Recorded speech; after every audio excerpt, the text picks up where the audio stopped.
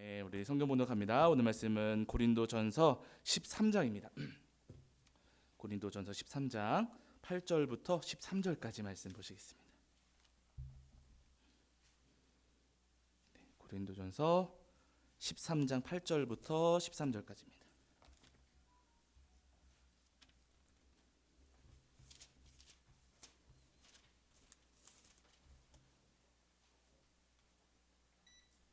고린도전서 13장 8절부터 13절입니다. 자, 신약 성경 제가 가진 성경으로는 278페이지 정도에 있습니다.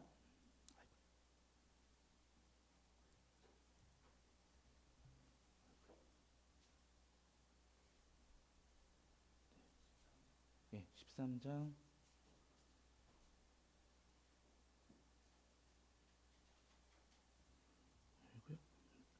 네, 8절부터 13절. 자, 우리 찾으신 줄 알고 한 목소리를 읽겠습니다. 함께합니다. 함께합니다. 시작. 사랑은 언제까지나 떨어지지 아니하되 예언도 패하고 방언도 그치고 지식도 패하리라. 우리는 부분적으로 알고 부분적으로 예언하니 온전한 것이 올 때에는 부분적으로 하던 것이 패하리라. 내가 어렸을 때에는 말하는 것이 어린아이와 같고 깨닫는 것이 어린아이와 같고 생각하는 것이 어린아이와 같다가 장성한 사람이 되어서는 어린아이의 일을 버렸노라. 우리가 지금은 거울로 보는 것 같이 희미하나 그때에는 얼굴과 얼굴을 대하여 볼 것이요 지금은 내가 부분적으로 아나 그때에는 주께서 나를 아신 것 같이 내가 온전히 알리라. 그런즉 믿음, 소망, 사랑 이 세 가지는 항상 있을 것인데 그 중에 제일은 사랑이라. 아멘. 자, 우리 어제에 이어서 우리 고린도 전서 말씀 자세히는 저희가 다 살펴보지 못하지만은요, 고린도 전서 말씀의 큰 맥락과 흐름들 그리고 배경들 그리고 말씀에 오해하고 있는 말씀들을 우리가 좀 바로 잡아가면서 이 고린도 전서 말씀을 저희가 살펴보고 있습니다. 어제 잠깐 나눴던 부분인데요.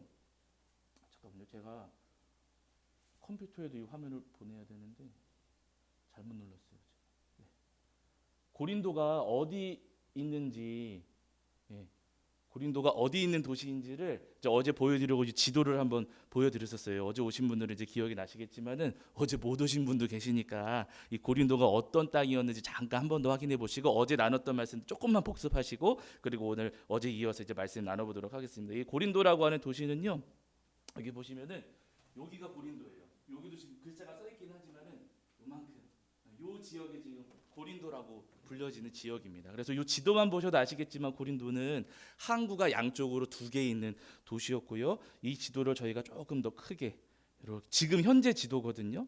어디냐면은 이런 곳이에요. 보이시죠? 고린도가 어떤 땅인지. 그 배가 여러분 이렇게 지나가는 게 빠르잖아요. 이렇게 돌아가면 많이 걸리니까 이 배들이 고린도에 와가지고 정박한 다음에 한쪽 아까 보여드렸던 한쪽 항구에 이제 거기가 레가이온이라고 하는 항구거든요. 여기 서쪽 지역이 레가이온이라고 하는 항구인데 요 서쪽 지역에 배가 오면은 번쩍 들어가지고 동쪽 갱그레아 항구로 그 당시에는 지금 여기 선 보이시지만은 운하가 지금은 놓여져 있지만은요 그 당시에는 운하가 없었으니까 배를 반대편에서 들어서 반대편으로 옮기는 그런 일들이 했던 그런 땅이기도 합니다. 항구가 양쪽으로 있었고 육체 노동이 굉장히 많이 있었던 곳이고 그러다 보니까 우상의 신전도 있었고 유흥과 향락의 그 문화라고 부르긴 좀 그렇지요. 유흥과 향락이 발달했던 곳 그런 곳이 바로 이 고린도라고 하는 도시입니다. 이 도시가 그 당시에는 아테네보다도 더 유명한 도시였어요. 그래가지고 이 지역의 수도로 여겨질 만큼 아주 중요한 도시였습니다. 이곳에 바울 사도가 찾아가셔서 복음을 전하셨고 1년 8개월 동안 복음을 전하시고서는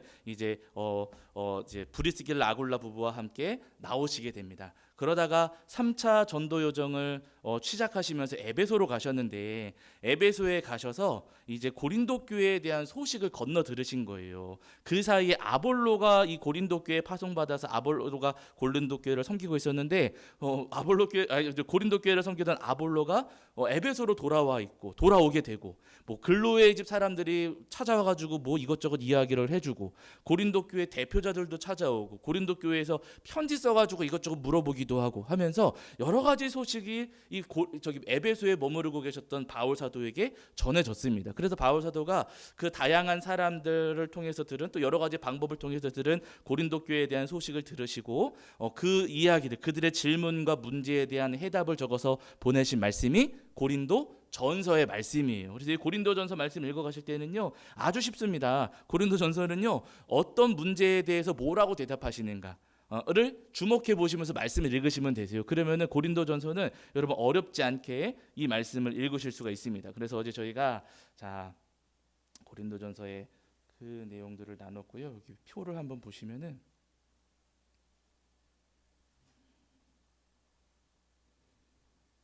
네, 자. 고린도 이게 운하 지금의 운하는 이렇게 생겼어요. 여기 배가 왔다리 갔다리 합니다. 이 운하로. 자 이제 큰 그림을 보시면은 전체 고린도전서가 어제 몇 장이라고 말씀드렸죠? 고린도전서 16장. 왜요?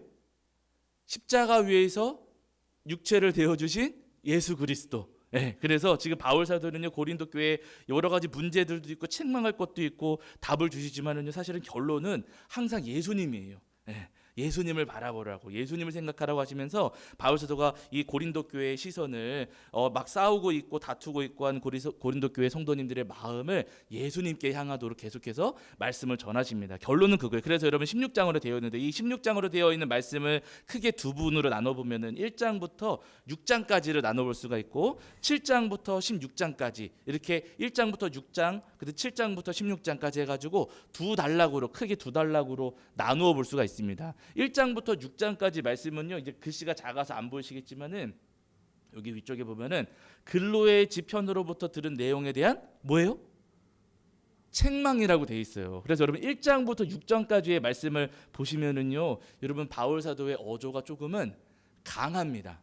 혼나는 말씀이에요. 왜냐하면은 고린도 교회에 여러 가지 문제들이 있었는데 그 문제에 대해서 말씀하시거든요. 어떤 문제들이 있었는가? 뭐 바울파, 아볼로파, 게바파, 그리스도파 나눠가지고 우리 교회가 지금 서로 찢어져서 싸움박질하고 있습니다. 그럼 여러분 혼나야 돼요. 칭찬받아야 돼요. 혼나야죠. 그래서 책망하시는 거예요. 네, 그리고 보면 이렇게 분쟁이 이제 그리고 뭐 음행하는 자들, 아버지의 아내를 취한 아들을 교회 그대로 내버려뒀다. 라는 이야기를 들으셨어요. 잘한 겁니까? 잘못한 겁니까? 잘못한 거예요. 그러니까 혼나야 되는 것이고 그리고 성도님들 사이에서 세상 법정에 소송 걸어가지고 네가 잘났나 내가 잘났나 또 싸우는 일들도 있었어요. 그러니까 그 부분도 혼나야 되니까 책망하시는 거고 성적 부도덕함, 성적으로 문란한 일들도 고린도 교회 안에 있었습니다. 그러니까 바울사도 그 부분에 대해서 책망하는 말씀을 적으셨어요. 그러면 안 된다.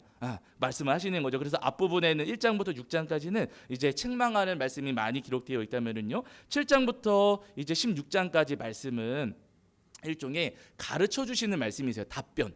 고린도 교회가 가지고 있었던 여러 가지 질문들이 있었는데 그 질문들에 대해서 답을 주시는 말씀들이 7장부터 16장까지 기록되어 있습니다. 그래서 저희가 어제 이제 시간이 좀 남아가지고 7장까지도 어제 살펴보았거든요. 근데 7장에는 어떤 말씀이냐면은 결혼에 대한 말씀이에요. 이제 많은 분들이 어떤 분들이 바울 사도는 독신주의자였다. 바울 사도는 결혼을 반대했던 사람이다 라고 하시는 분들이 더러 계십니다. 그런데 그분들이 그렇게 이야기하는 근거는 뭐냐면 7장 1절 때문에 그래요. 7장 1절에서 어제도 저희가 보았지만은 뭐라고 하시냐면은 너희가 쓴 문제에 대하여 말하면 남자가 여자를 가까이 아니함이 좋으나 이렇게 7장 1절에 시작을 하고 있어요. 그래서 7장 1절만 보시면 바울 사도는 남자가 여자를 가까이 아니하는 게 좋다라고 읽혀지지요.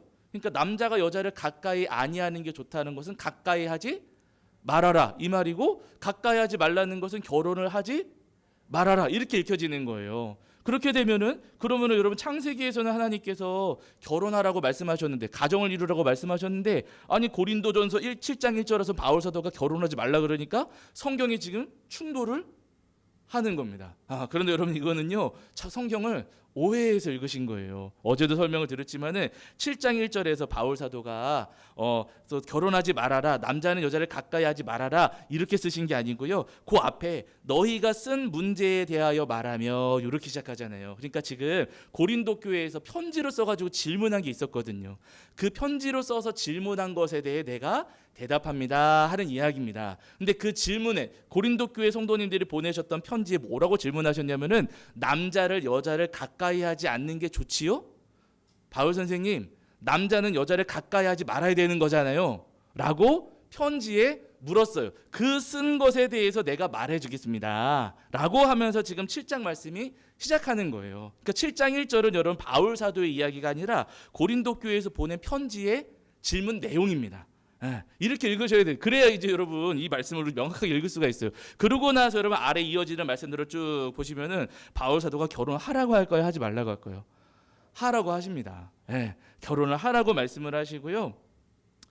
이제 아주 특별한 경우에 이제 하나님께서 또 예수님께서 특별한 사명을 주셔서 혼자 살게 하신 사람이 있다면 그런 경우라면 혼자 살면서 주의 사명을 감당하는 것이 옳다. 그러나 그런 경우가 아니라면 자신의 정욕을 다스릴 수 없다면은 그러면은 사랑하는 사람을 만나서 결혼하는 것이 마땅하다라고 바울 사도는 분명히 말씀하고 있습니다. 그러니까 여러분 혹시나 청년들 가운데 바울 사도는 고린도 전서에서 결혼하지 말라 그랬습니다. 우리도 독신으로 살겠습니다. 그런 청년들이 있다면은요 성경을 잘못 보고 있다라고 잘 설명해 주시면 되세요. 성경은요 여러분 하나님의 사람들이 서로 만나서 아름다운 가정을 이루는 것을 아주 좋아하시고 창세기에서 그래서 생육하고 번성하라고 말씀하셨잖아요. 하나님께서 만드신 아름다운 세상에 하나님의 자녀들이 온 땅에 하나님의 복과 은혜를 누리며 살아가는 것 주님도 원하셔요.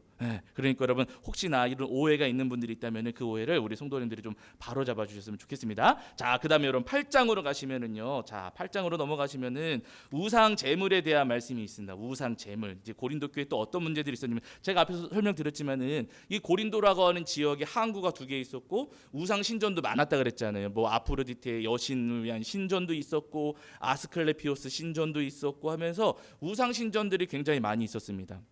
그런데 옛날 같은 경우 지금은 뭐 그러지 않지만 옛날 같은 경우 그 우상 신전에서 자기들 나름의 제사를 지내잖아요. 그렇죠? 우상들 앞에 자기들 나름의 제사를 지내는데 여러분 그 사람들이 제사 지낼 때 상추 갖다 놓고 했겠습니까? 고기 갖다 놓고 했겠습니까?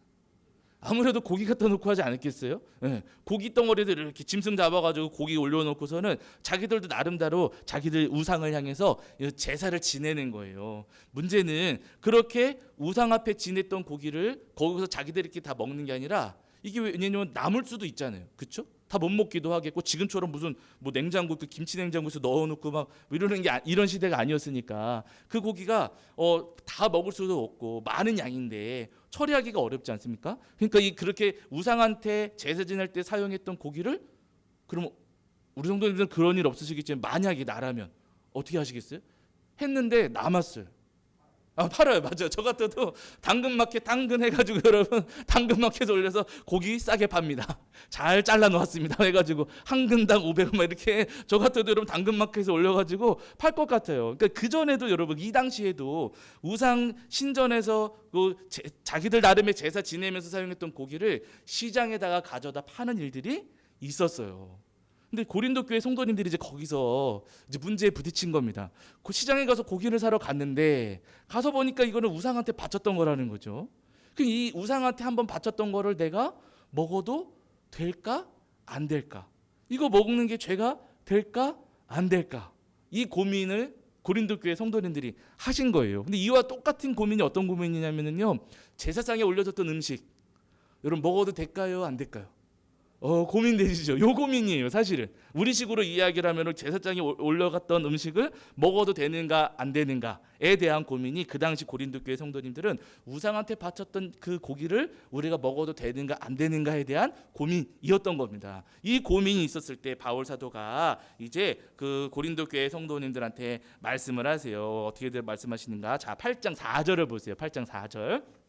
자, 고린도전서 8장 4절입니다. 8장 4절. 8장 4절. 자, 찾으신 줄 알고 읽겠습니다. 함께합니다. 시작. 그러므로 우상의 제물을 먹는 일에 대하여는 우리가 우상은 세상에 아무것도 아니며 또한 하나님은 한 분밖에 없는 줄 아노라. 아멘. 이렇게 말씀하세요. 그러니까 우상은 있다는 거예요, 없다는 거예요? 없어요. 아프로디테 보고 그 로마 사람들은 숭배했을지 모르지만 있어요, 없어요? 없어요. 아스클레피오스 치유의 신이라고 그들을 숭배했을지 모르겠지만은 그런 우상은 존재하지도 않는다. 근데 저 사람들이 어리석어 가지고 뭐 그런 게 있는 줄 알고 거기다 갖다 놓고 뭐 제사 지냈다고 이야기를 하는데 그런 우상 자체가 존재하지를 않는다. 그러니까 그 우상 앞에 그 가져다 놓았던 고기 먹어도 되는 거예요, 안 되는 거예요? 된다는 거예요. 어차피 존재하지도 않는 것들이다. 저 사람들이 어리석어 가지고 뭐 이렇게 올려다 놓고 불태우고 뭐 했을지 모르겠지만은 그거 우상 자체가 없기 때문에 뭐 그게 뭐 아스클레피오스가 한번 혓바닥으로 핥고 지나가고 뭐 그런 것도 아니다. 그러니까 먹어도 괜찮다라고 하시는 겁니다. 제사상에 올라간 거 드셔도 될까요, 안 될까요? 돼요. 괜찮아. 맛있게 드시면 되시면 누가 갖다 주시면은 맛있게 드시면 되세요. 다만 여러분 바울 사도가 이 말씀을 하시면서 우리한테 당부하신 게 한 가지가 있어요. 이게 또 사실은 중요하거든요. 먹을 수 있어요. 근데 뭐라고 말씀을 하시는가? 자, 보세요. 8장 여러분 8장 1절부터 3절입니다. 8장 1절부터 3절. 8장 1절부터 3절. 자, 8장 1절부터 3절입니다. 읽겠습니다. 시작. 우상의 제물에 대하여는 우리가 다 지식이 있는 줄을 아나 지식은 교만하게 하며 사랑은 덕을 세우나니 만일 누구든지 무엇을 아는 줄로 생각하면 아직도 마땅히 알 것을 알지 못하는 것이요 또 누구든지 하나님을 사랑하면 그 사람은 하나님도 알아주시느니라. 아멘. 이렇게 말씀하세요. 이게 표현이 어려우실 수 있겠지만은요. 지식은 교만하게 하고 사랑은 덕을 세운다. 이 부분에 여러분 주목하시면 되세요. 이게 무슨 이야기냐면은 우상이 없다는 거, 아스클레피오스, 뭐 아프로디테, 무슨 포세이돈 존재하지 않는다는 거 우리가 압니다. 지식이에요. 그렇죠. 그것들은 존재하지도 않아요. 그러니까 우상 앞에 바쳤던 그 사람들이 바쳤다고 이야기하는 그 고기 먹는 거 아무 문제 없다는 지식이 우리한테는 있어요. 그런데 때로는 지식이 없는 분들도 있잖아요. 그래가지고 우상 앞에 가져다 바쳤던 거를 불편하게 마음으로 여기고 그거 먹지 말아야 되는 거 아니야? 나는 그거 안 먹었으면 좋겠는데 그거 먹으면 우리가 죄 짓는 거 아니야? 하면서 마음에 꺼리 끼는 분들도 계실 수가 있습니다. 그러니까 바울 사도가 지금 무슨 이야기하는 거냐면 우상은 존재하지 않는데 그러나 그 우상에 대해서 분명히 알지를 못해가지고 우리만큼 이렇게 그 마음의 자유함을 얻지 못한 사람들도 충분히 있을 수가 있다. 그런데 그들하고 함께 지내면서 우리는 잘 알고 있으니까 이거 먹어도 됩니다 하면서 먹지만은 우리가 먹는 모습을 보면서 그분들은 마음이 불편할 수도 있잖아요. 그러니까 바울 사도는요, 내가 알기 때문에 그렇게 먹고 행동할 수 있지만 잘 모르기 때문에 마음의 거리낌을 갖고 있는 그 성도님들을 배려하라는 거예요. 그래서 사랑은 덕을 세우나니 하시는 것이 여러분 그 잘 모르는 분들 그 부분에 대해서 아직 잘 듣지 못했던 분들 그분들을 배려해 가지고 먹지 않는 것도 낫다라고 지금 말씀을 하시는 겁니다. 충분히 먹을 수 있는 것이지만 먹는 것에 대해서 꺼리낌을 갖는 분들이 계시다면 그렇다면 그분들을 배려해서 안 먹는 것도 괜찮다. 차라리 안 먹는 것이 낫다라고 지금 말씀을 하시는 거예요. 그래서 여러분 8절과 9절도 보세요. 8절과 9절. 8장 8절과 9절입니다. 자, 읽겠습니다. 시작. 음식은 우리를 하나님 앞에 내세우지 못하나니 우리가 먹지 않는다고 해서 더 못 사는 것도 아니고 먹는다고 해서 더 잘 사는 것도 아니니라. 그런즉 너희 자유가 믿음이 약한 자들에게 걸려 넘어지게 하는 것이 되지 않도록 조심하라. 그렇죠. 우리의 자유가 다른 사람들을 걸려 넘어지게 하는 그런 올무가 되지 않도록 걸림돌이 되지 않도록 우리가 조심해야 된다라고 하시는 겁니다.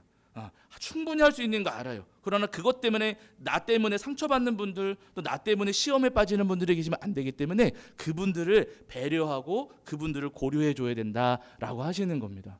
술 담배 하는 거 될까요? 안 될까요? 될까요? 안 될까요? 할 수 있잖아요. 근데 여러분 목사인 제가 술 담배 하면 될까요? 안 될까요?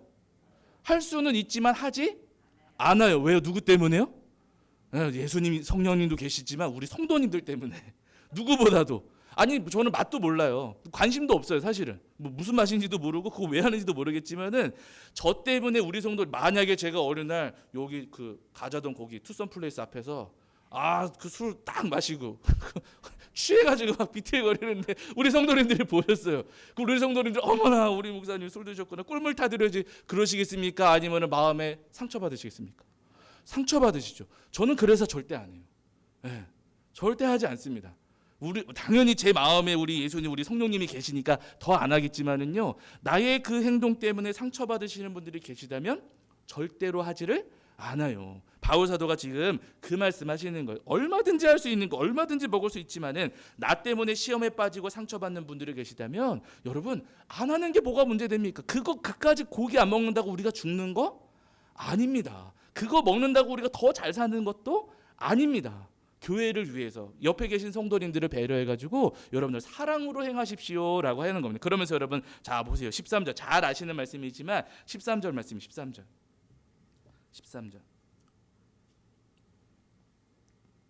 자 13절입니다. 읽겠습니다. 시작. 그러므로 만일 음식이 내 형제를 실족하게 한다면 나는 영원히 고기를 먹지 아니하여 내 형제를 실족하지 않게 하리라. 아멘. 이렇게 말씀하시잖아요. 이 마음이에요.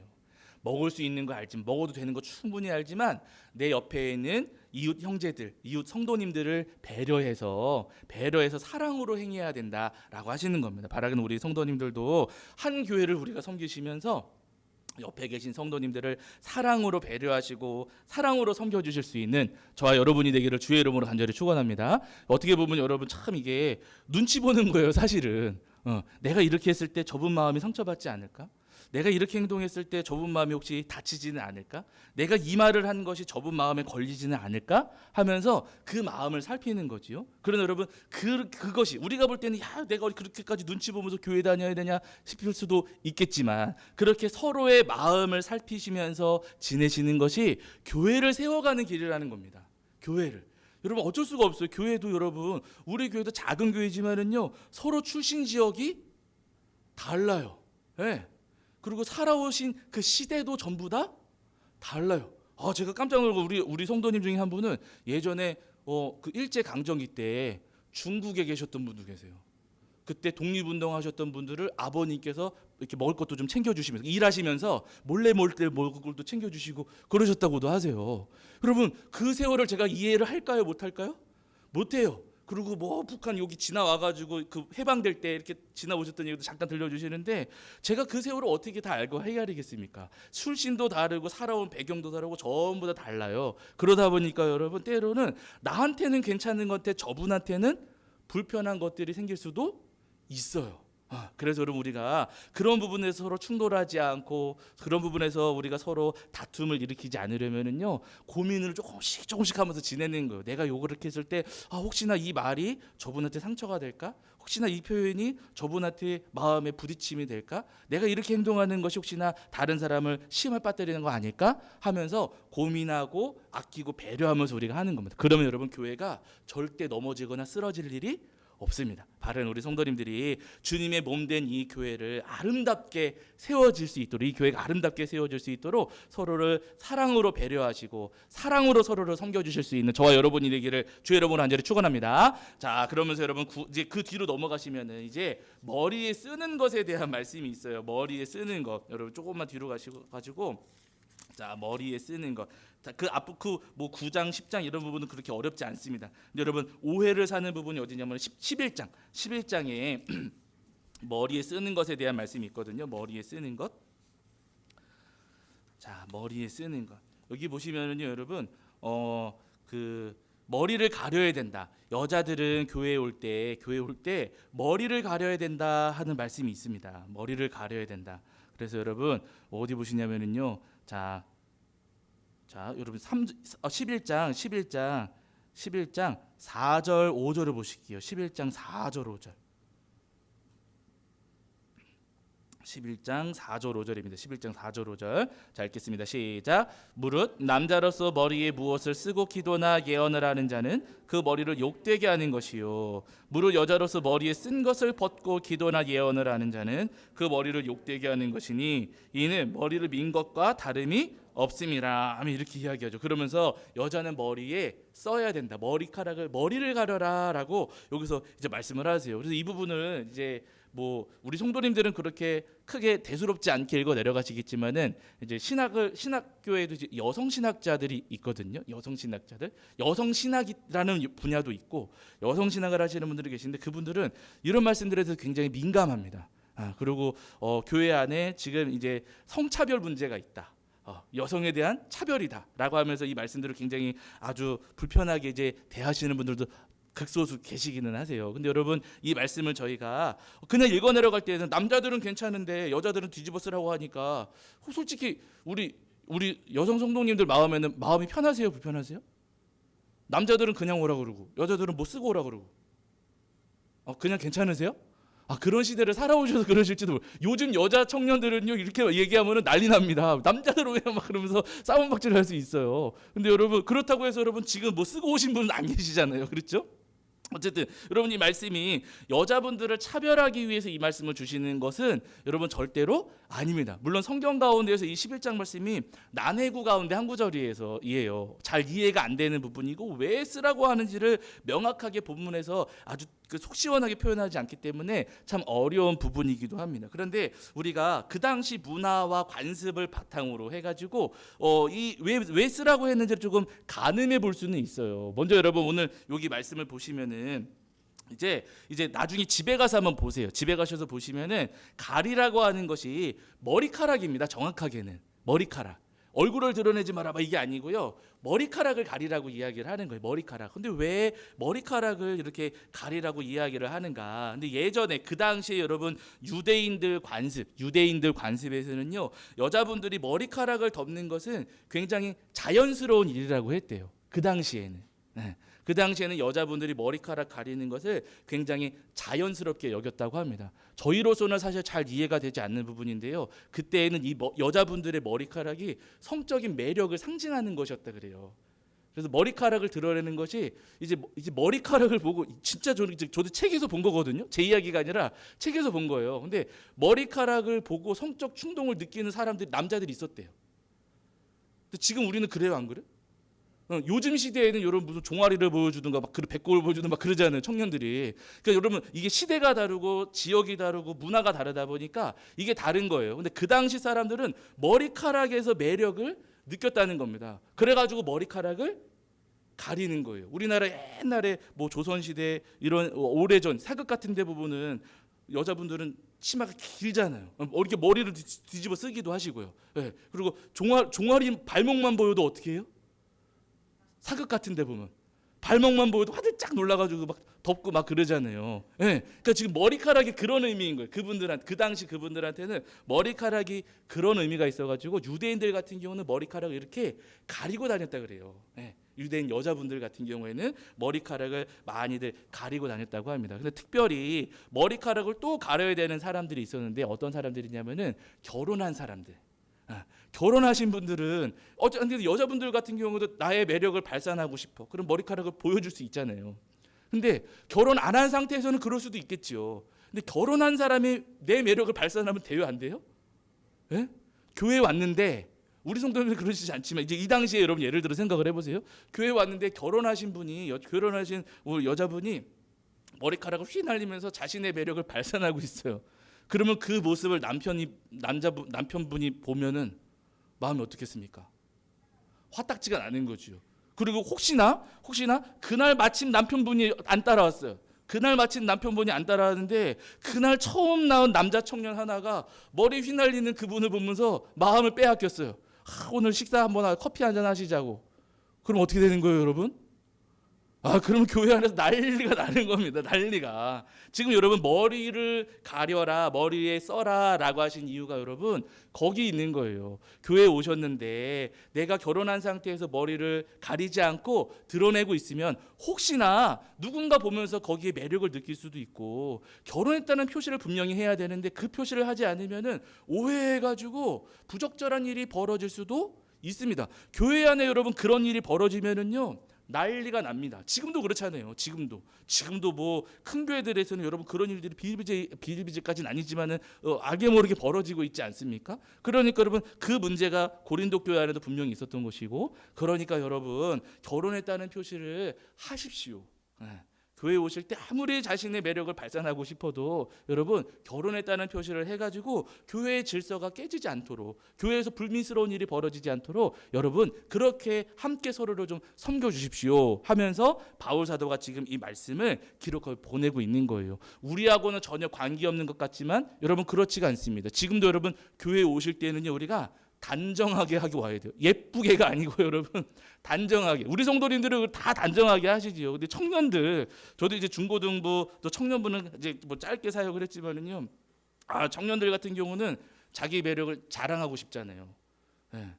그래서 어떻게든 보여주고 싶고 어떻게든 드러내고 싶고 하니까 여러분 교회 올 때 청년들 같은 경우는 정말 아주 심란하게 하고 오는 청년들이 있기도 해요. 근데 그러지 말라는 거예요. 네, 그러지 말아라. 요즘에는 옷도 무슨 내복 같은 걸 입고 막 밖에 돌아다니고 막 그러더라고요. 이해가 안 가는데 그러지 말라는 거예요. 교회 올 때는 단정하게 와야 되고 서로 불미스러운 일이 벌어지지 않도록 교회 공동체를 위해서, 우리가 교회를 지키기 위해서 서로 존중하고 배려해야 됩니다 하는 의미에서 지금 머리를 가리십시오, 머리에 쓰십시오 라고 말씀을 하고 있는. 그러니까 여러분 이 말씀을 차별의 용어로 읽지 않았으면 좋겠어요. 물론 이 당시에는 가부장적인 사회였기 때문에 어쩔 수 없이 남자들 중심으로 기록된 것이 있기는 합니다. 그러나 여러분 하나님 입장에서 또 예수님 입장에서는요, 남자나 여자나 똑같이 하나님의 자녀예요. 하나님께서 남자와 여자를 차별하지는 않으십니다. 이 당시 사회와 문화가 이랬기 때문에 그런 부분들이 반영되었을 수는 있겠지만은요, 하나님께서 남자와 여자를 차별하시는 일은 절대로 없으세요. 그러니까 오해 없이 이 말씀을 읽으셨으면 좋겠습니다. 자, 그러면 넘어가시면 여러분 12장 13장은요 여러분 은사에 대한 말씀이에요. 은사. 12장과 13장으로 넘어가시면은 은사장인데요,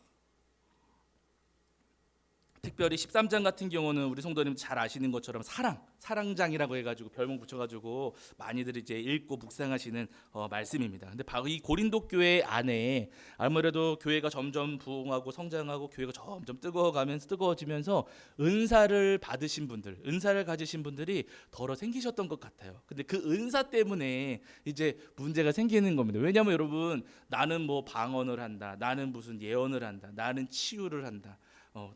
또 뭐가 있을까요? 나는 뭐 영을 꿰뚫어 본다. 그 중에 뭐가 제일 좋을까요? 뭐가 제일 세요, 여러분? 이런 다툼이 있었던 거예요. 내가 너보다 낫다. 내가 받은 은사가 너보다 훌륭하다. 너가 받은 거는 별거 아니다. 막 이러면서 은사에 대한 다툼과 갈등들이 교회 안에 벌어졌던 거죠. 근데 그 부분에 대해서 말씀하시거든요. 자, 12장 여러분 4절, 5절, 6절을 보세요. 12장 4절, 5절, 6절입니다. 12장 4절, 5절, 6절. 자, 읽겠습니다. 시작. 은사는 여러 가지나 성령은 같고 직분은 여러 가지나 주는 같으며 또 사역은 여러 가지나 모든 것을 사람 가운데에서 이루시는 하나님은 같으니. 아멘. 이렇게 말씀하세요. 그러니까 은사는 여러 가지가 있을 수 있지만 은사를 주시는 성령님은 한 분이시고 예수님도 한 분이시고 하나님도 한 분이세요. 삼위일체 주 하나님이십니다. 그러니까 여러분 다양한 은사가 있을 수 있겠지만은요, 그 은사를 주신 하나님은 한 분이신데 은사 가운데 높고 낮음이 있을 수는 없다는 거예요. 은사 가운데 다른 건 다 필요 없고 나만 중요하다, 이 은사만 필요하다라고 감히 말해서는 안 된다는 겁니다. 치유의 은사도 필요할 수 있겠고, 여러분 무슨 뭐 예언의 은사도 필요할 수 있겠고, 그리고 방언의 은사도 필요할 수 있겠고, 뭐 어떤 분은 위로를 잘하시는 분도 있잖아요. 그렇죠? 위로의 은사도 필요할 수 있습니다. 저는 솔직히 제가 목회하면서 하나님 앞에 또 예수님 앞에 약간 섭섭했던 부분이 있어요. 하나님, 이렇게 목회하고 있는데 그래도 뭐 하나 은사 하나쯤은 주셔야 되는 거 아니세요, 하나님? 뭐 하나 주셔야 저도 좀 힘내가지고 하지 않겠습니까? 왜 저한테는 아무것도 안 주셨지요? 제 살짝 아쉬운 부분이 있었거든요. 근데 어느 날 보니까 저한테 은사를 주셨어요. 제가 성도님 통해서 제가 깨달았어요. 저한테 주신 게 뭘까요? 먹는 은사를 주셨어요. 저는 진짜 저를 몰랐는데 제가 가리는 게 없더라고요. 저는 짠 거는 짠 거대로 맛있고요, 쓴 거는 쓴 거대로 맛있고, 신 거는 신 거대로 맛있고, 싱거운 건 싱거운 맛있어요. 밥도 진 건 진 거대로 맛있고, 꼬들밥은 꼬들밥대로 저는 맛있어요. 저는 밥이 왜 이렇게 진가, 왜 이렇게 꼬들밥인가, 저는 그런 게 없어요. 그냥 이건 이거대로 맛있고, 그래서 죽도 좋아하고요, 김밥도 좋아하고, 저 다 좋아합니다. 고기도 제가 말씀드리지만 징그러운 거 빼고는 제가 다 먹더라고요. 전 몰랐는데 우리 성도님 통해서 제가 오늘 알았어요. 하나님께서 그거 하나 주시긴 하셨거든요. 그래서 제가 뭐가 나와요, 여러분? 배가 나와요. 요즘 운동 열심히 하고 있긴 하지만 여러분, 어쨌든 은사를 저한테 안 주신 줄 아는데 저한테 주시기도 하셨더라고요. 그래서 요즘에 제가 굉장히 감사하고 있습니다. 하나님 그거라도 주셔서 제가 감사합니다. 이런 마음 제가 갖고 있거든요. 여러분, 어떤 은사든 다 소중합니다. 우리가 볼 때 뭐 어떤 분들은 미래를 내다보는 게 중요하다, 뭐 어떤 분들은 뭐 치유하는 게 중요하다 막 그러지만은요, 여러분, 그게 아니라 모든 은사가 다 각자 소중해요. 하나님께서, 예수님께서, 성령님께서 우리 성도님들에게 은사를 주시는 것은요, 나를 자랑하게 하기 위한 게 아니라 교회를 세워가기 위해서, 주님의 몸된 교회를 지키고 세워가는 과정 가운데 필요하니까 그 은사를 주시는 거예요. 그러니까 때로는 치유하시는 분도 필요하고, 때로는 방언하시는 분도 필요하고, 때로는 위로하시는 분도 필요하고, 때로는 저처럼 먹는 사람도 필요한 거예요. 다 필요한 은사들입니다, 여러분. 예를 들어서 여러분 생각을 해보세요. 제가 컵을 들고 가다가 컵을 쨍그랑 깨뜨렸어요. 그러면은 성도님들마다, 쉽게 이야기하면 은사 가지신 분들마다, 은사라고 제가 표현을 할게요. 성도님들마다 각자가 표현이 다르실 거예요. 예를 들어서 뭐 위로의 은사가 있으신 분은 어머나 어떻게 목사님 괜찮아요. 아무 일 아니에요. 목사님 그거 별일 아니에요. 그거 뭐 신경 쓰지 마세요. 어떤 분은 그러실 거고요. 뒤에서 몰래 섬기는 은사를 가지신 분은요, 후다닥 가셔가지고 빗자루 가지고 오셔서 막 썰어 담으시 그 순간에, 그렇죠? 그리고 이제 가르치는 은사를 가지신 분은 어떻게 하겠습니까? 목사님, 자, 컵을 드실 때는요, 한쪽 손 잘 드시고 아래를 받치셔야 됩니다. 이렇게 하면 안 떨어뜨리실 거예요. 그런 분은 저를 가르쳐 주실 거예요. 예언의 은사를 가지신 분 같은 경우는, 목사님, 그렇죠, 제가 그래서 예전에 말씀드렸잖아요. 컵 드실 때 조심히 잘 드시라고 제가 말씀드리지 않았습니까? 그러니까 이제 앞으로 좀 잘 좀 하세요 라고 예언의 은사를 가지신 분은 그렇게 말씀을 하실 거예요. 그럼 여러분, 그분들이 다 필요해요, 안 필요해요? 다 필요합니다. 예를 들어서 반대로 위로하는 분만 다 남았다고 보세요. 위로하는 분만. 컵을 쨍그랑 깨뜨렸는데 다 울고 그냥 아이고 컵 깨뜨려서 괜찮아요 목사님 하면서 우시면서 저를 위로해, 다 전부 다 그냥 저만 위로해 줘요. 그럼 되겠어요, 안 되겠어요? 위로해서 저는 마음이 그래도 편안할지 모르겠지만은 여러분, 교회가 그렇게 질서를 잡혀가거나 아니면 단단하게 성장하기에는 어려워요. 누군가는 치워야 되고 누군가는 가르쳐 줘야 되잖아요. 그렇죠? 누군가는 하지 말아야 된다고 이야기를 해줘야 되지 않겠습니까? 다 필요한 거예요. 그러니까 여러분, 주님께서 우리에게 은사를 주셨다면은요, 내가 크다, 네가 작다, 나는 대단하다, 너는 못났다라고 말해서는 안 되고요. 모두가 다 소중한 은사로구나. 우리 가운데 더 크고 더 모자란 은사는 없구나. 다 소중한 은사로구나 라는 것을 기억하셔야 됩니다. 그래가지고 바울 사도가 은사에 대한 말씀을 마무리하시면서 뭐라고 말씀하시는가? 13장, 고린도전서 13장 여러분 마지막 부분 보세요. 잘 아시는 말씀이고 암송도 하시는 말씀입니다. 자, 고린도전서 13장. 자, 일자는 여러분 13장 1절을 보실게요. 잘 아시는 말씀이지만 고린도전서 13장 1절입니다. 13장 1절. 자, 읽겠습니다. 여기부터 보실게요. 12장 31절부터 보실게요. 12장 31절과 13장 1절 같이 읽겠습니다. 12장 31절부터 시작. 너희는 더 큰 은사를 사모하라. 내가 또한 가장 좋은 길을 너희에게 보이리라. 1절입니다. 내가 사람의 방언과 천사의 말을 할지라도 사랑이 없으면 소리나는 구리와 울리는 꽹과리가 되고. 아멘. 이렇게 말씀하세요. 여러 은사에 대해서 말씀하시면서 여러분들은 더욱 큰 은사를 사모하십시오. 여러 가지 은사 가운데 큰 은사를 사모하십시오. 근데 그 큰 은사가 13장에서 얘기하시는 큰 은사가 무엇인가? 다른 은사들보다 가장 큰 은사가 뭐라고요? 사랑이라고요. 사랑이라고요. 네. 그 은사를 행할 때 여러분, 은사를 우리가 주님께서 은사를 가지고 이제 주님의 몸된 교회를 섬기면서 나아갈 때 사랑으로 해야 됩니다. 사랑으로 해야 됩니다라고 하시는 거예요. 예언을 한다. 제가 늘 말씀드리지만 여러분, 예언은 미래에 대한 게 아니고요, 현재에 대한 거예요. 예를 들면 예언이 여러분 조금 이따가도 설명드리겠지만 이런 겁니다. 공부하지 않으면 내일 시험 성적 잘 받아요, 못 받아요? 못 받아요. 제가 이제 내일부터는 주일 설교 준비할 거거든요. 목요일, 금요일 날 열심히 준비하지 않으면 토요일 날 벼락 맞아요, 안 맞아요? 벼락치기 해야 되니까 벼락 맞아요. 그렇죠. 그러니까 예언할 수 있어요. 목요일, 금요일 날 준도야, 오늘 하지 않으면 너 내일 고생한다. 오늘 하지 않으면 내일 고생한다. 예언이에요, 아니에요? 예언이죠. 오늘에 대한 거예요. 오늘 제대로 하지 않으면 내일 고생할 수 있습니다. 그러니까 오늘 잘해야 됩니다. 하는 예언이에요. 그 예언은 여러분 미래에 대해서 어떤 일이 벌어질 겁니다. 이런 게 아니고요. 오늘에 대한 겁니다. 오늘에 대한 말씀이 결국에는 내일에 대한 예언이 되는 거예요. 그래서 예언이라고 이야기할 수가 있습니다. 그래서 오늘에 대한 그래서 여러분 그런 모든 이야기들을 할 때 사랑으로 해야 된다는 겁니다. 사랑으로.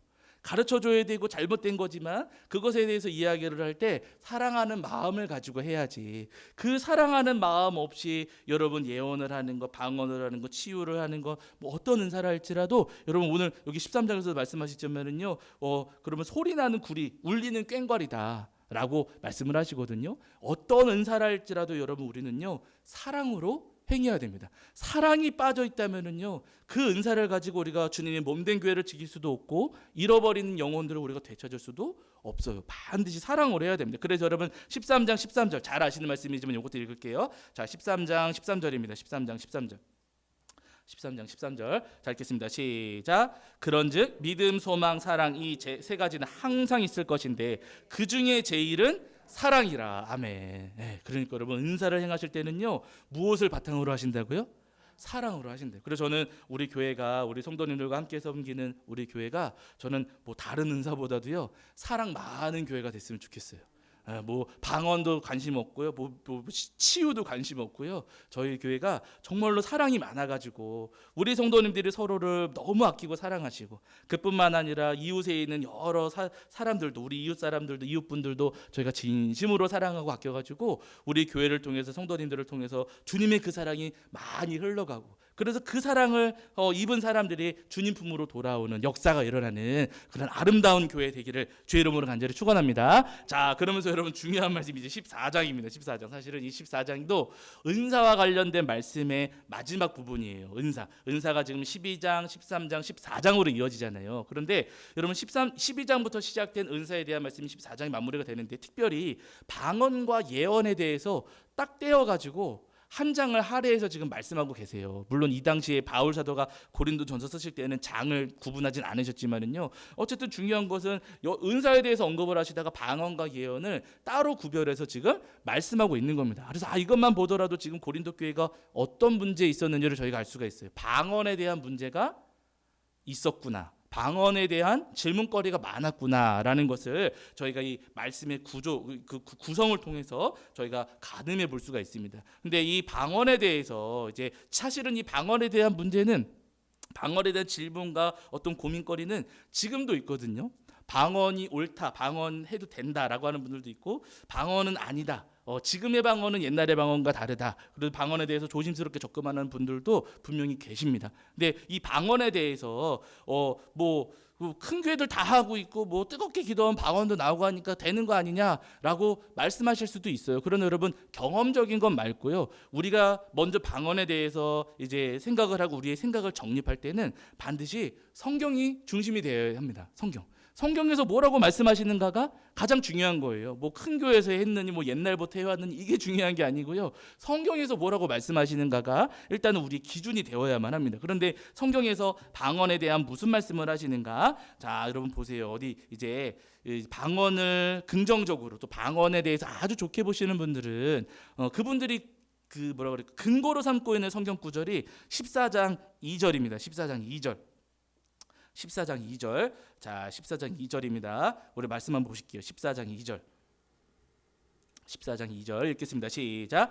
방언을 말하는 자는 사람에게 하지 아니하고 하나님께 하나니 이는 알아듣는 자가 없고 영으로 비밀을 말함이라. 아멘. 이렇게 말씀하셨어요. 그러면 2절만 보시면 방언이 좋은 것 같아 보이세요? 나쁜 것 같아 보이세요?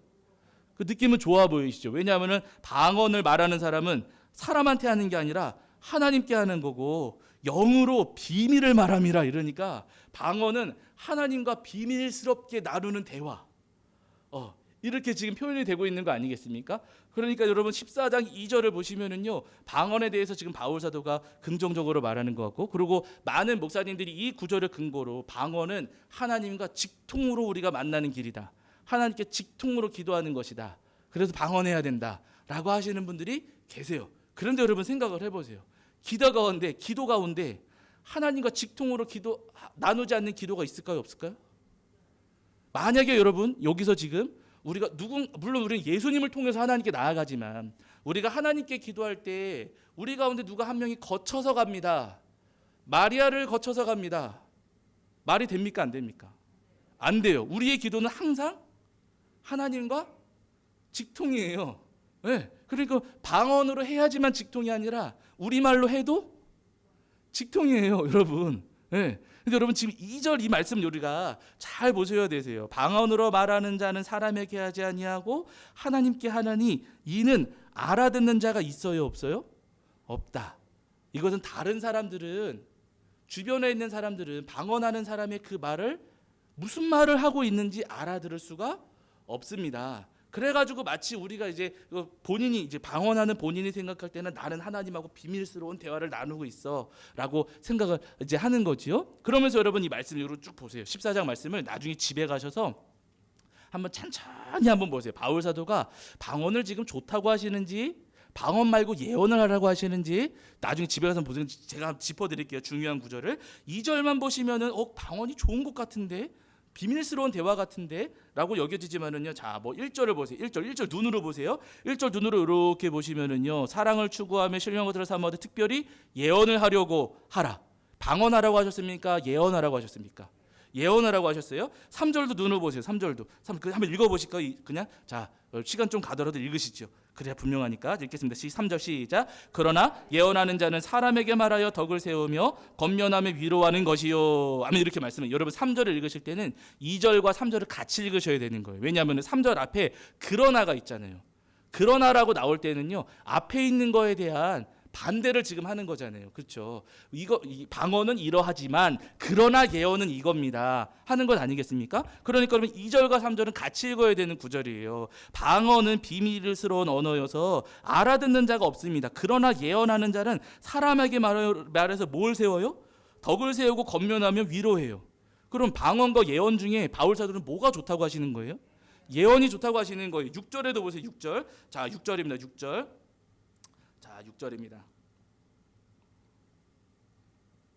자, 읽겠습니다. 시작. 그런즉 형제들아 내가 너희에게 나아가서 방언으로 말하고 계시나 지식이나 예언이나 가르치는 것으로 말하지 아니하면 너희에게 무엇이 유익하리요. 내가 여러분들에게 가서 방언으로 말하면 여러분들한테 무슨 유익이 있겠습니까? 라고 하는 거예요. 알아듣지 못하는 말로 여러분들에게 제가 이야기를 하면 제가 여러분들한테 아무리 오랜 시간을 이야기한들 알아듣지 못하는 말로 이야기하면 그게 여러분들에게 무슨 의미가 있습니까? 아무런 유익이 없습니다. 그래서 여러분 14장 말씀을 가만히 보시면은요. 방언은 비밀스러운 언어고 사람들이 알아듣지 못하는 언어이기 때문에 방언을 하는 것이 공동체 안에는 유익이 없습니다. 물론 개인적으로는 하나님과의 친밀한 교제를 나눌 수는 있겠지요. 그러나 그 친밀한 교제는 꼭 방언이 아니어도 우리말로 해도 상관이 없어요. 근데 방언은 교회 공동체 나한테는 그렇게 하나님과의 교제의 통로가 될 수 있을지 모르겠지만은 교회 공동체에 안겨주는 유익은 없습니다. 라고 하시는 거예요. 그러면서 14절도 보세요. 자, 14절. 자, 14절입니다. 읽겠습니다. 시작. 내가 만일 방언으로 기도하면 나의 영이 기도하거니와 나의 마음은 열매를 맺지 못하리라. 이렇게 말씀하세요. 이것도 이제 방언을 좋아하시는 분들이 근거로 삼는 구절이거든요. 여기 보시면 방언으로 기도하면 나의 뭐가 기도한다고요? 영이 기도한대요. 그러면 생각을 해보세요. 우리말로 기도하면 영이 기도합니까? 안 합니까? 하잖아요. 방언으로 해야지만 영이 기도하는 게 여러분 아니고요. 우리말로 기도하고 내가 진심으로 기도하면 그게 영이 기도하는 거지 무슨 기도겠어요. 방언으로 기도하나 우리말로 기도하는 여러분 하나님 앞에 똑같이 우리가 진심을 담아서 기도한 영으로 하는 기도입니다. 자, 그래서 좋아하시는 분, 방언을 좋아하시고 긍정하시는 분들은 이제 이 구절을 삼아서 영의 기도다. 방언은 영의 기도다. 하나님과 나누는 비밀스러운 기도다 하시겠지만은요. 그 기도는 우리말로 해도 충분히 할 수 있는 거고요. 그러면서는 보세요. 그 뒤에 나의 마음은 열매를 맺습니까? 못 맺습니까? 열매를 맺지 못한다. 그러니까 지금 이 당시에 고린도 교회에 퍼졌던 방언이 어떤 형태였는지를 저희가 가늠해 볼 수 있어요. 사도행전에 나왔던 방언과는 지금 다른 형태의 방언입니다. 사실은 이 고린도 교회 명확하게 표현하지 않으니까 저희가 뭐 확정할 수는 없겠지만 이 당시 고린도 교회에서 했던 방언의 형태는 아마 지금 우리가 하고 있는 방언의 형태하고 비슷할 가능성이 굉장히 높다. 저는 그렇게 보여요. 왜냐하면 사도행전에서 했던 방언, 성령 강림 사건 때 제자들이 방언 은사를 받아가지고 막 방언을 했잖아요. 그 방언은요, 이방 사람들, 다른 나라에서 온 다른 나라 사람들이 그 말을 알아 들었어요. 그리고 그때 제자들이 했던 방언의 내용은 뭐였냐면 기도가 아니라 복음이었어요. 그들의 언어로 복음을 전한, 나는 배워보지 못한 말인데 그들의 언어로 복음을 전한 거예요. 저는 영어를 못하는데 어느 날 갑자기 하나님께서 은혜 주셔가지고 영어로 복음을 전하게 하신 거예요. 네, 그때는 언어였고 그 내용이 복음이었습니다. 그런데 고린도 교회 지금 이 바울 이 고린도 전서의 말씀을 가만히 읽어보면은요, 고린도 교회가 했던 방언은 옆에 사람들이 알아듣지도 못하는 말이고, 그리고 그 말은 아무런 유익도 없었다. 그냥 개인적인 만족만 가지고 있었다. 아무것도 누구도 알아듣지를 못한, 열매도 없다라고 하는 것을 볼 때, 지금 이 상황에서 고린도 전서의 정황에서 고린도 교회에 있었던 방언은 사도행전의 방언하고는 분명히 다르고 바른 형태의 방언이었고, 이 고린도 교회의 방언은 다른 사람들이 저기 무슨 말이야 아무도 알아듣지 못하고 이해하지 못하는 그런 표현이었구나라는 것을 볼 수가 있습니다. 그러니까 지금 많은 교회에서 또 많은 성도님들이 하고 있는 방언의 형태하고 사실은 비슷했던 거예요. 자, 그러면서 보세요. 19절 보시겠습니다. 19절. 자, 14장 19절입니다. 14장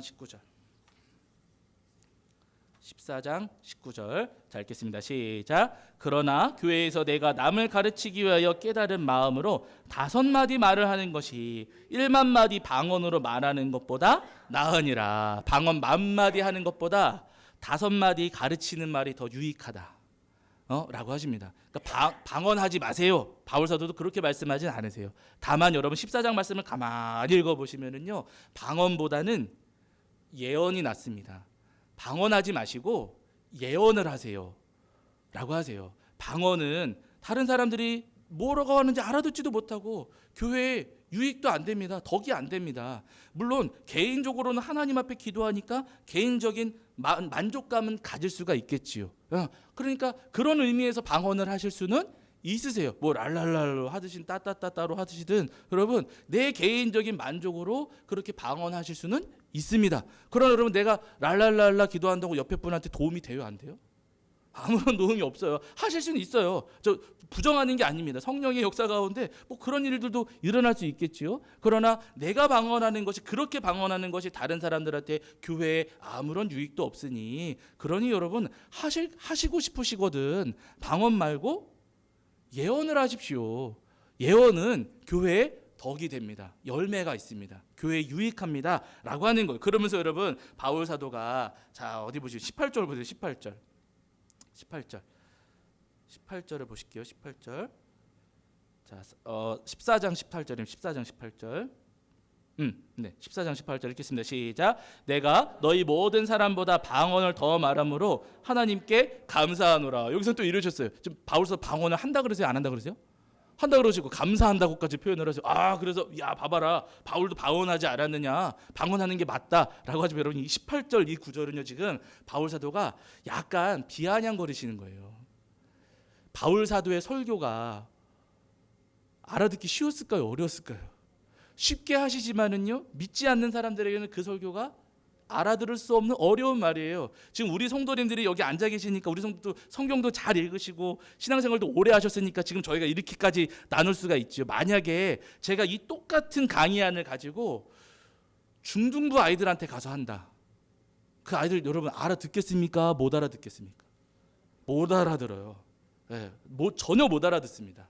성도님들은 그래도 성경적인 지식이 있으시고 관심도 있으시니까 이제 듣고 이해를 하시지만은요, 전혀 관심 없는 사람들, 전혀 모르는 사람들한테 가서 제가 똑같은 이 강의를 이 사경회를 진행을 하면은요, 못 알아듣는 말이에요. 지금 바울 사도가 지금 그 말씀하시는 겁니다. 내가 방언을 한다, 여러분들보다 방언을 더 잘한다라고 하는 말은요, 여러분들이 듣지 못하는 말 나도 잘합니다.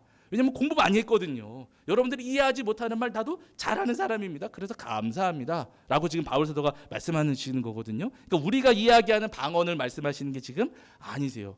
그렇게 이해하지 못하는 말 나도 잘합니다. 여러분들이 알아듣지 못하는 말 나도 잘할 수 있습니다. 그러나 그것이 옳지 않다는 거, 알아듣게 해야 된다는 거죠. 그래서 바울 사도 여러분 14장의 결론은 여러분 다른 게 아니에요. 방언 물론 그런 형태의 방언도 주님께서 주실 수가 있겠지요. 우리가 모르는 거니까요. 성령의 역사와 은혜를 저희가 제한할 수 없기 때문에 방언의 형태를 저희가 함부로 제단할 수는 없습니다. 그러나 다만 아무도 알아듣지 못하는 방언을 만마디 하는 것보다 누군가 알아듣는 말씀 한 구절을 전하는 것이 더 유익합니다 라고 하시는 거예요. 여기서 오해하지 마셔야 될 것은 예언에 대해서 저희가 예언은 늘 말씀드렸잖아요. 예언은 미래를 내다보는 게 아니라 뭘 전하는 거예요? 말씀 전하는 게 예언이에요. 그래서 근거되는 구절을 한 구절 찾아드릴게요. 어디냐면요, 여러분. 자, 어디 보시냐면 신명기 보세요. 신명기 여기 고린도 전서에는 책갈피를 해놓으시고 신명기 18장 18절입니다.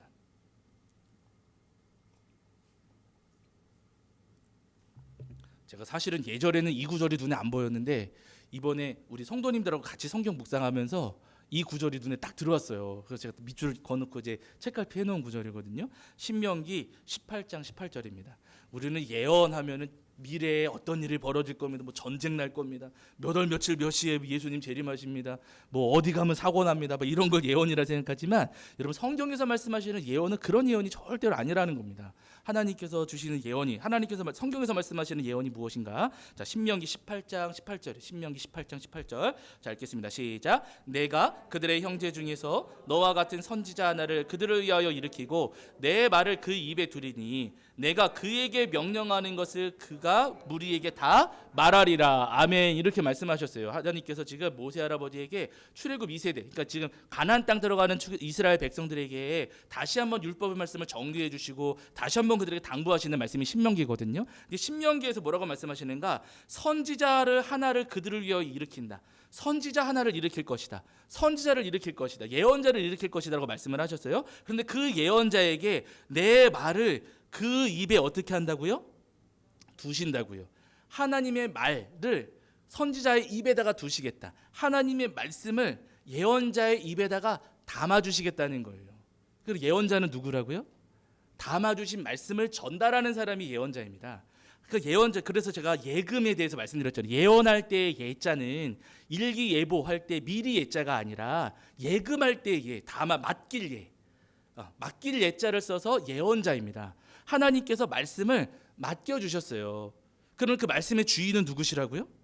하나님이세요. 내가 은행에다가 예금하면 그 돈의 주인은 나잖아요. 그렇죠? 은행의 주인이 아니잖아요. 마찬가지로 하나님께서 선지자에게 말씀을 담아주셨으면 그 말씀의 주인은 하나님이십니다. 하나님께서 담아주신 말씀을 예언자야 너 가서 전해라 라고 하시면 담아주신 말씀을 가서 전하는 게 예언자예요. 그렇죠. 그러니까 여러분 예언의 은사라고 할 때 예언의 은사는요 사실은 뭐 미래를 내다보는 예언이 아니고요 하나님의 말씀을 담아주신 말씀을 정직하게 전하는 것이 예언의 은사입니다. 그러니까 지금 바울 사도가 고린도 전서 14장에서 말씀하시는 예언이 그 예언이에요. 여러분 미래를 내다보세요. 방언하지 말고 예언하려고 하세요 할 때 미래를 내다보세요. 이게 아니고요. 여러분들 하나님의 말씀을 전하세요. 방언하려고 하지 말고 말씀 전하는 것을 더 사모하세요. 방언은 나 혼자는 하나님하고 친밀해져서 좋지만은요 그 방언 때문에 내 주변 사람들이 좋아지는 것은 아무것도 없습니다. 그러나 내가 하나님의 말씀을 전하고 또 전하면은요 그 말씀을 듣고 예수님께로 돌아오는 사람들이 있잖아요. 그러니까 말씀 전은 예언의 은사가 의미가 있다는 거, 열매가 있다고. 그러니까 여러분 방언할 수도 있겠지만 방언보다도 예언을 더 사모하십시오. 방언하기보다 예언하기를 더 즐겨하십시오라고 지금 바울 사도가 고린도 전서에서 말씀하고 계신 거예요. 바른 여러분 우리 성도님들도 방언하실 수 있습니다. 하셔도 되세요. 그러나 여러분 방언보다도 성경에서 권면하고 있으시니까 방언보다도 예언하는 것을 더 사모하시고 하나님 말씀을 더 사모하시고 하나님 말씀 전하시는 것을 더 즐겨하시는 저와 여러분이 되기를 주의 이름으로 간절히 축원합니다. 자, 그러면서 여러분 15장으로 가시면은 이제 16장은 마무리하는 장이니까 저희가 특별히 이제 다룰 내용은 없지만은요 15장까지만 이제 보실게요. 16장은 인사말로 이제 마무리가 되거든요. 자, 15장을 보시면 부활에 대한 논쟁이 있었어요. 부활이 있느냐. 제가 어제도 말씀을 드렸지만은 이 고린도 교회는 아무래도 영지주의자들이 들어왔고 영지주의자들의 영향을 받은 것으로 여겨집니다.